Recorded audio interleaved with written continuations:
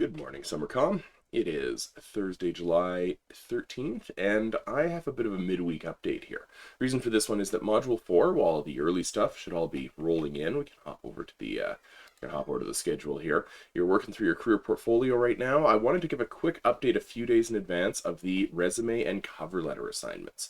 Now, the reason I do an update on these ones is these are the ones that are, I guess, most commonly done incorrectly. They're a little bit funky, and they require a little bit of specialist knowledge in order to get those done. I'm just fighting with a scene right now, but what we're going to do is we are going to go look at a bad and a good resume and talk our way through them, as well as a few of the things that most commonly go wrong with this particular assignment. So let's talk about the resume as what it is. Your resume is what you're going to hand to a potential employer to convince them that you are the right person for the job. It is a story. It is a story most commonly found in a single piece of paper, bullet points and skills, experiences, certifications, all of those things have a home on the resume. Check the lessons, they're pretty good on this, but there are a few things that they miss that I want to go through. Now, this document that I've got on screen right now, this is an example that I've used in the past. I will throw this in the description of both this video and the announcement so that you have a copy of this. It has some comments in the margins here that are actually some of the things that you need to know. Now, what I have here is an example of what you shouldn't have for a resume, some things that are wrong here, okay? We put the header on the resume just fine here, but the person has not put their full name. They've also put a whole bunch of superfluous information. Really, your address is not that necessary on a resume. Really, you want to put down how the person is going to be able to contact you. Most commonly, a cell phone number and or an email address. You'll notice that they've put together a list of a few things. They've written it in not a very professional way, which is a problem. This is a formal document. It is professional. You are trying to represent yourself well and show an employer exactly what you know. Spelling mistakes are bad. I've had employers that I talk to, some of my friends who go through resumes, say that it's really easy when you're looking at a pile of 100 resumes and you only have one job. As soon as you see a mistake, that you throw that one out. That's somebody that does not pay attention to details. I'm also going to note that formatting does matter. We switch fonts here. Don't mind the fact that it's Comic Sans here. You can apply for jobs in Comic Sans. Just depends on the job. If you're working in childcare as an elementary school teacher, Comic Sans is probably a selling point. If you're working as an engineer, you're probably going to get laughed at. That being said, there's a couple things here. Your email address does matter, and I see these with some regularity. So this is the partyeverynight@hotmail.com one I use, but there are people who often have super inappropriate emails that they're applying for professional jobs with.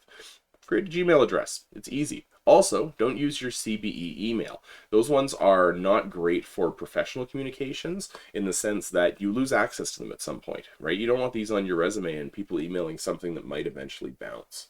The other thing in here is to talk about how to actually kind of lead with your best foot. And to that, I'm going to go to the next page, which is the correctly formatted resume. Now, one of the things you're going to get from the assignments, from the lessons, is a resume that is formatted out of My Blueprint. The My Blueprint resume is pretty good. I'm not going to lie, it is a very effective thing. That being said, if you're trying to stand out from all the people around you, don't use the default template, don't use what's on there. You want to rearrange it, you want to reformat it, you want to make it look really good. And part of that looking really good is putting your best foot forward. If your volunteer experiences are the strongest part of your resume, make sure they're near the front of the resume. If your schooling is there, great. If you go to school and you do some special complementary course that you think might be relevant, you're applying for an auto services tech job and you are in an auto class, please put that near the front of your resume. The employer wants to know that fast. You'll notice on this one, we've formatted this so that there's a very nice header at the top here. We've got an email address that is quite professional. It wouldn't rustle any feathers on this one. And we've made it so that the formatting on this is really simple and easy to read. So for example, in this volunteer and work experience section, we've put the name of a school, and we've italicized the name of places on this one. Okay, we've also said neighborhood babysitting. This is another job or another role. We've then indented, you can use bullet points as well, they work just as well, to say kind of what we did at that particular location, okay? And then we did a little description of what we did. If we follow this same level of consistency for formatting the whole way through, this resume is really easy to read. And the goal here is to convey the best information possible in the most effective way possible to make yourself look as good as possible. That's really what the resume is here, okay? Notice that anything relevant you have in here, make sure that they are listed. Things like complimentary courses, things like having a driver's license, okay? And I've had a few people who've submitted these already who've said, I have my GDL Class 5 license. GDL is not a thing anymore in Alberta, by the way, so take a look. Standard first aid, this one says standard first aid and CPRC. If you did your standard first aid within the last couple of years, it actually has a different term on the card, so make sure you use the one that you are actually certified for, all right? And valid until, this does matter, and this one's a little out of date, obviously, on this resume, but this is something that is really good. You want to make sure they know how long you have that for, because a lot of certifications do run out. Now, the second part of this assignment is the cover letter, and I don't have an example of the cover letter here, but I want to talk quickly about that. When you write your cover letter, you don't want a gigantic essay. Nobody's trying to read that for you. What you really want is a couple of very succinct paragraphs explaining, number one, why the company can benefit from hiring you. And I want to phrase it that way specifically, because it's not why you can benefit from being hired by the company, all right? You're trying to impress them. You're trying to say something to them that you are the best fit for this job and they can benefit from hiring you. It's a little bit of a cynical way to look at things, but it's kind of how the cover letter is supposed to work. Big piece with the cover letter, you've all written a formal letter, I believe, coming out of grade 9 at some point, so make sure that you have your addresses near the top of it. Again, I know that there is a bit of a stock version from my blueprint that it kicks out. And then make sure that you go through and that you have fixed up all of those spelling, grammatical errors, and anything around how it actually sounds.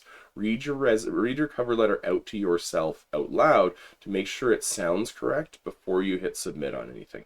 Make sure you finish it off with a section that says, please reach out to me at any time or during evenings or weekends at the email addresses listed above or the phone numbers, and thank you for your time, and you're good to go.